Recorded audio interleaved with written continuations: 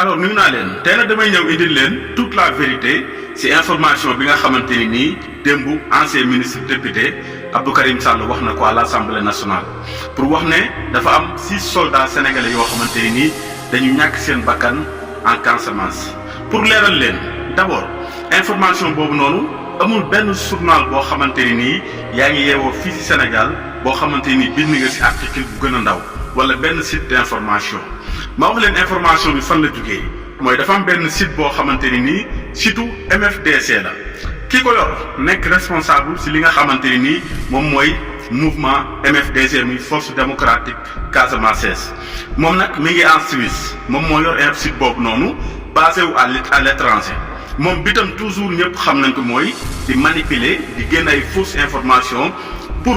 créer li nga xamante ni moom mooy la peur maanaam fexe ba tiital ñi nga xam ne ñoom ñooy askanu Casamance mais aussi di tiital ñi nga xam ne ñooy autorités sénégalaises ma wax leen ni leen moom turam bokk na ci ñi nga xamante ni nii bi ñuy def enquête ci li nga xam ne moom moo xewoon muy massacre bi amoon Boffa Bayotte moom turam ci la bokkoon. ginnaaw loolu dafa am benn mail boo xamante ni nii da ko bindoon mu adressé ko autorités sénégalaises yi mu wax leen ne leen c'est fait. noonu la ko waxee carrément wax leen ne leen carrément li nga xam ne moom moo xew Boffa Bayotte man si laa bokk naa si ñi nga xam ne ñoom ñoo ko def kon kooku noonu moom moo yor site boobu noonu di ko manipuler pour di créer ay fausses informations pour tiital askanu Casamance mais aussi di tiital autorités yi di def ay chantage. donc d'abord loolu li muy wane mooy ñi nga xam ne ñoom ñoo fi nekkoon ay ministres lii day wane ne mësuñu mat li nga xam ne loolu lañ leen dénk parce que yow bu fekkee da nga ne ministre nga woon nekk député. nga gis information ci Facebook mënoo sax dem xool source information bi fan la jógee mais yow nga basé wu ci benn texte Facebook nga ñëw taxaw biir Assemblée nationale di ko wax c'est parce que loolu c'est honteux pour Sénégal gàcce la pour Sénégal surtout nag mu laal loo xamante ni nii tey Casamance lenn lu ndaw lu fa yëngu mën na impacter suñu dund ñun sénégalais yëpp parce que ay soldats sénégalais ñoo fa nekk ay sénégalais ñoom ñoo fa dëkk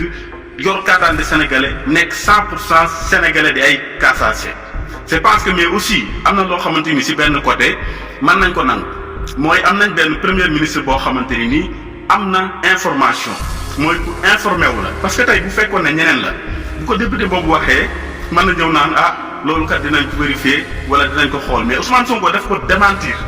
sur le champ da ko démentir ne ko li nga wax amul dara du ci dëgg amul benn soldat boo xamante ni nii fan yi ñu jugee ñàkk na bakkanam ci li nga xam ne moom mooy Casamance benn soldat sénégalais. c'est parce que lii nag dafa ruslu ci ñoo xamante ne nii ay ministre lañ woon ci ñoo xamante ni ay député lañ nekk fii ci dëkk bi mais toujours di topp ay fausses informations pour jéem a jaxase ñi nga xam ne ñoom ñooy askanu Sénégal ak askanu Casamance. kon c'est parce que ñëpp leer na ngeen xam information bi fan la jógee ci benn responsable MFDC koo xam ne dafa daw actuellement ni may wax ak yéen mi ngi Suisse yor benn site